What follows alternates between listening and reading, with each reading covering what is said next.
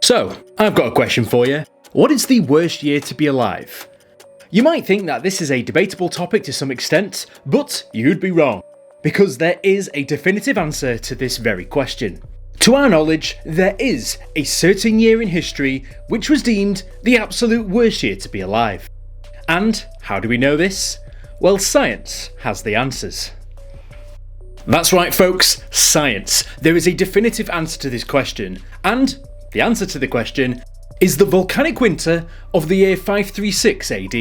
This is Brainspill, my name is Tank, and today we're going back in time, for a brief period mind you, just to find out why on earth this year is so terrible, and to prove to everyone out there that whatever year you guessed is incorrect, because this year was pretty bad.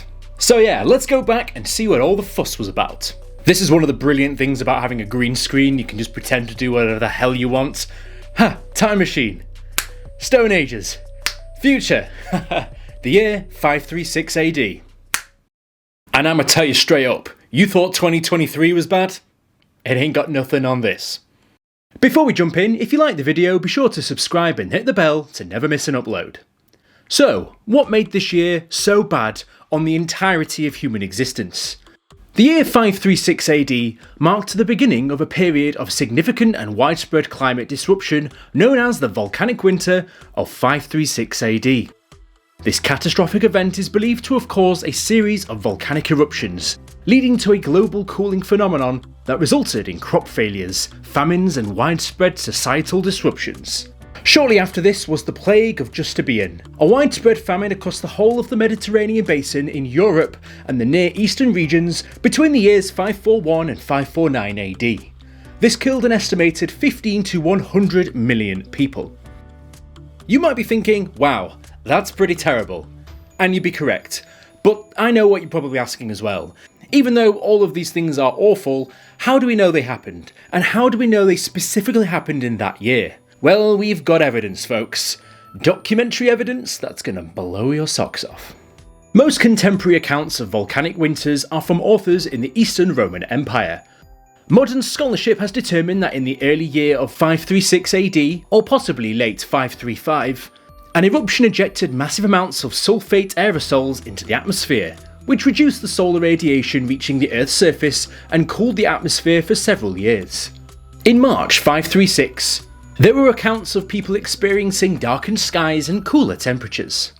The Roman historian Procopius recorded in AD 536, in one of his reports, that during this year a most dread portent took place, for the sun gave forth its light without brightness, and it seemed exceedingly like the sun in eclipse, for the beams it shed were not clear.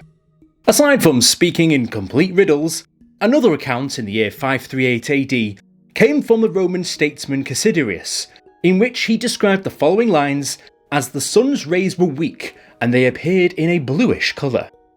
The heat from the sun was feeble, the seasons seemed to be all jumbled up together, frosts during the harvest, which made apples harden and grapes sour, and his subsequent letters confirming that they were in widespread famine. The writings of these times were all pointing towards something pretty seismic, with things going down. Whilst the exact origin or cause of the volcanoes and these eruptions is still heavily debated to this day, it's pretty clear that during the Middle Ages these caused absolute chaos. Regardless of what caused them, they were terrible. The eruption of several volcanoes during this period, including possibly present-day El Salvador and Indonesia, is thought to have injected substantial quantities of ash and sulfuric acid into the Earth's atmosphere. God, it's getting pretty bad in here. There we are. The power of technology. The resulting atmospheric changes led to a reduced sunlight and cooling temperatures, which significantly affected global climates. The impact of the volcanic winter was felt worldwide. Historical accounts from the various regions, including Europe, China, and the Middle East, documented abnormal weather patterns, such as unseasonal frosts, cool summers, and darkened skies, such as our Roman friends who reported on the weak sun's rays, a sign of things to come. The medieval scholar Michael McCormick wrote that 536 was the beginning of one of the worst periods to be alive, if not the worst year. So if that doesn't spell things out for you, then I don't know what will. These changes severely disrupted agricultural patterns, leading to widespread crop failures, food shortages, and subsequent famines. The lack of food and far-reaching consequences, resulting in social unrest, mass migration, and even the collapse of certain civilizations. The societal consequences of the volcanic winter were profound.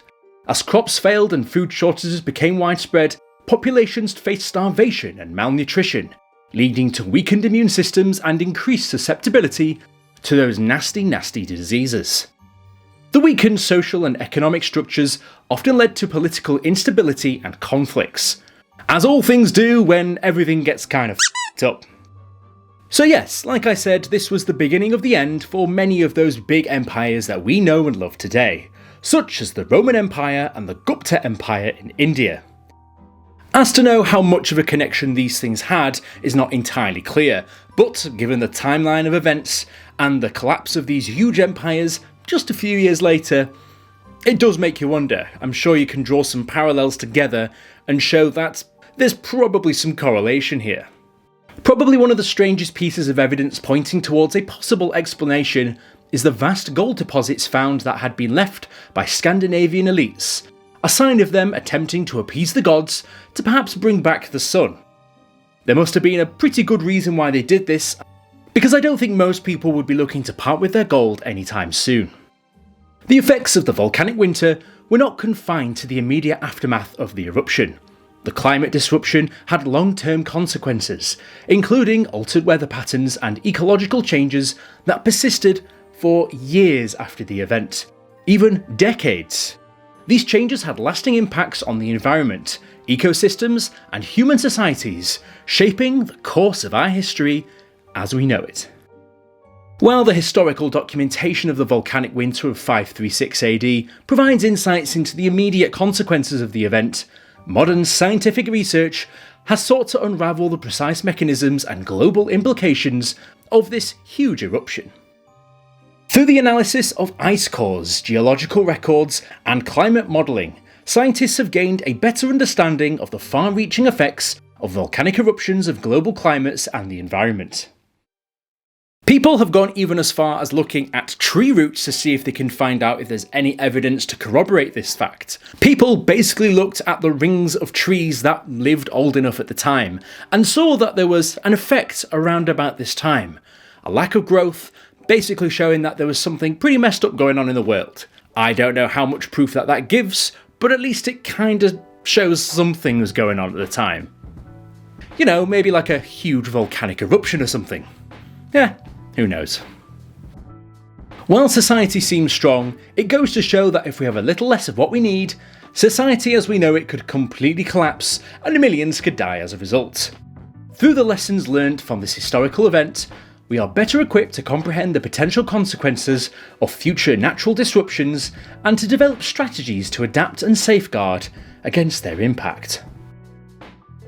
In an ideal world, that's the case, but I know for a fact that the reality of the situation is we've probably learnt nothing and maybe even just done more to make it even worse for ourselves when something like this eventually happens in the future. Who knows, maybe in just a few years from now, the year 536 AD might not be so bad after all. I mean, we got 2024 coming up, so yeah, strap in folks. If you guys liked that video, here's another one just like it. I'll see you guys in the next video. Fantastic.